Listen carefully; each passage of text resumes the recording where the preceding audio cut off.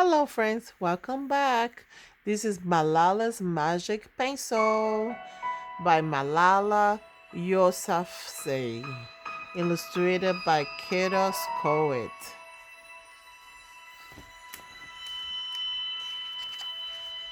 Malala's Magic Pencil. Do you believe in magic?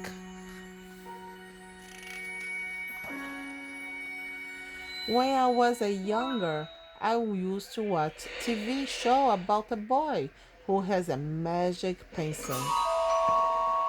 If he was hungry, he drew a bowl of curry and it appeared. If he and his friends were in danger, he drew a police officer. The boy was a little hero. I was protecting people who needed help. How I wanted a magic pencil too.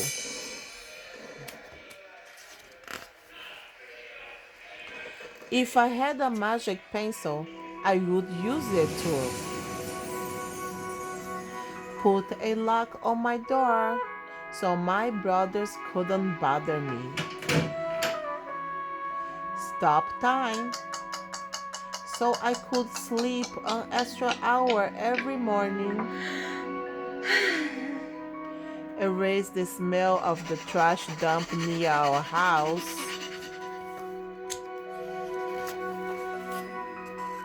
And I would use it to make other people happy and would draw the most beautiful dresses in the world for my mother, the best buildings in the valley for my father, so he could open many schools where children would study for free.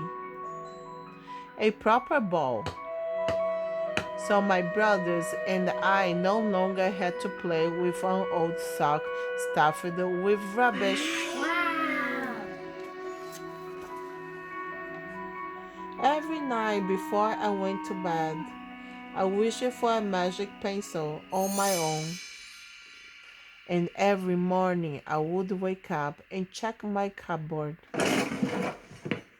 But the magic pencil was never there.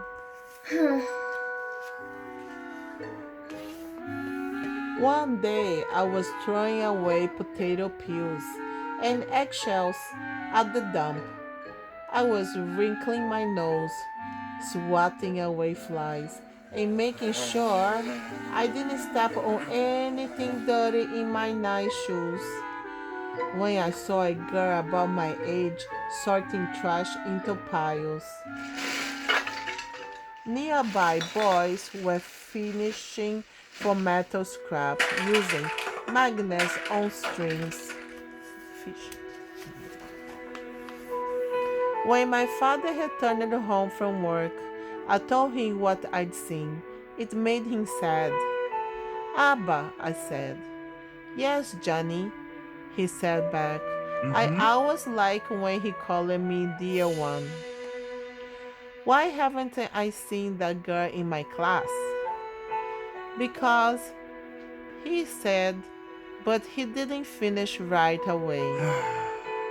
Because Johnny, in our country, not everyone sends their daughters to school, and some children must work to support their families. Those boys will sell the metal scraps they find.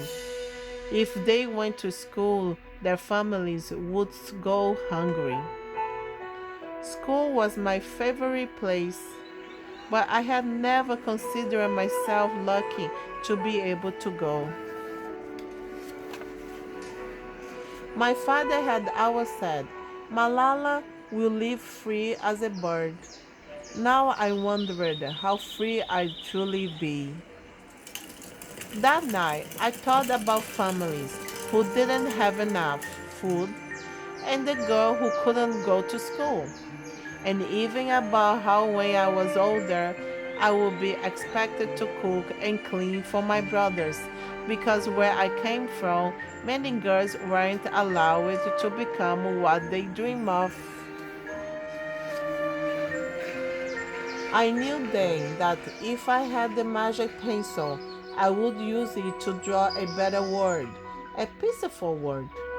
First, I would erase war, poverty, and hunger. Then I would draw girls and boys together as equals.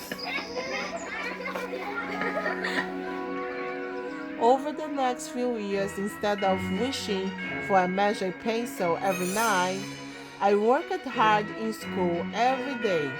I wanted to be one of the top students in my class.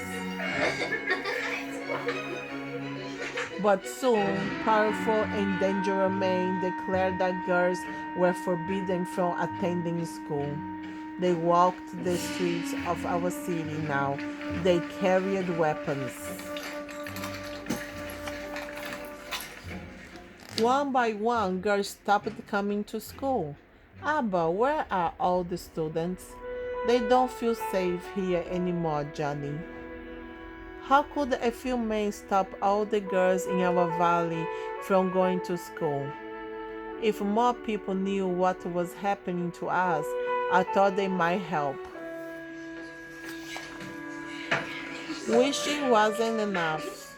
Someone needed to speak out. Why not me? I wrote about what it felt like to be scared, to walk to school, and how some of my friends had moved away because of the threat they faced in our city. I wrote about how much I loved school and how proud I was of my uniform. Once I started writing, I didn't stop. I wrote speeches and I traveled around my country sharing my story. I even talked to a reporter from a famous international newspaper. People actually wanted to learn about my life. I spoke for all the girls in my valley who couldn't speak for themselves. I speak not for myself, but for those without voice can be heard. My voice became so powerful that the dangerous men tried to silence me, but they failed.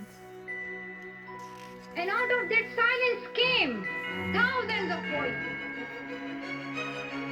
And now my voice is louder than ever, louder because people have joined me, and together we made a church standing up for what we believe.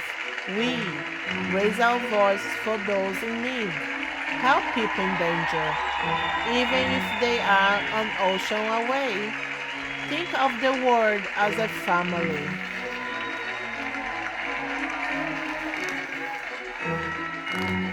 Do you still believe in magic? I do. I wrote alone in my room, but people all over the world were reading my story. Millions now know it and help me spread my message of hope. I had at last found the magic I was looking for in my words and in my work.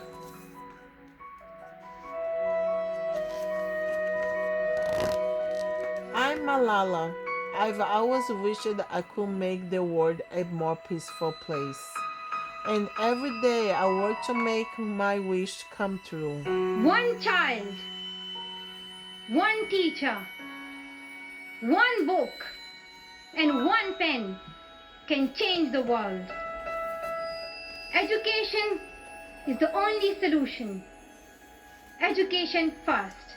Thank you.